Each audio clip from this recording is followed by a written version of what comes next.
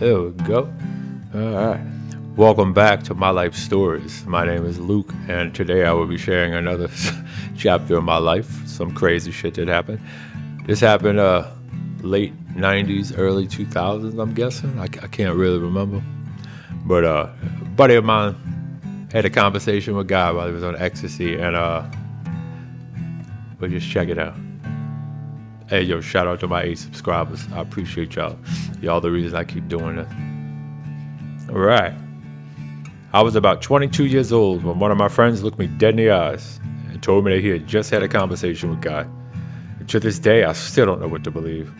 But back then, almost every weekend ended the same way. Somebody's house, loud rock music, cheap beer, cigarettes, way too many bad decisions. That night, we were all hanging out in Wilt's back room. It was the perfect early 2000s party room. Strobe lights flashed across the walls while Alice in Chains blasted through the speakers. Black light posters covered the room. An iguana sat in a tank in the corner, and the air was thick with cigarette and weed smoke. There were around a dozen of us packed into that room. Some people were drinking beer, some were smoking weed, some of us had taken ecstasy. Everyone was laughing, telling stories, and having a good time. Everyone except for Jody. He'd been sitting in the same chair for what felt like forever. He wasn't talking, he wasn't moving, he was just staring into nothing.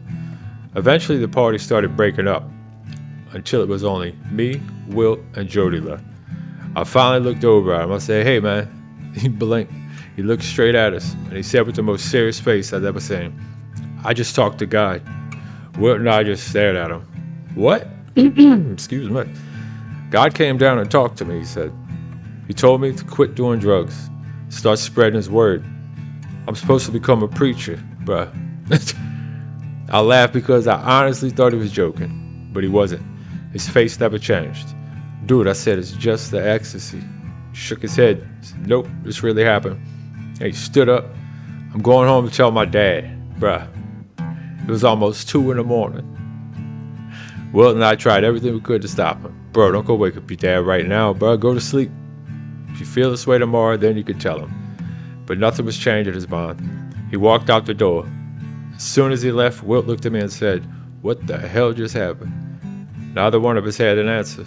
And for the next couple of hours, we sat there drinking beer, smoking pot, and talking about what we had just witnessed. Then around 4 in the morning, the door opened. Jody walked in. His long hair was completely soaked, almost down to his waist, dripping onto the back of his shirt. His face was shining, and he looked like he had just climbed out of a baptism pool. I woke my dad up," he said. Wilt and I just looked at each other. I told him everything. We prayed together. I kept praying. I kept washing my face. And I know what God wants me to do now. And then he smiled. My dad told me to get some sleep. If I feel the same way tomorrow, we'll get started. Wilt couldn't help himself. Wilt couldn't help himself. Bro, that's exactly what we told you.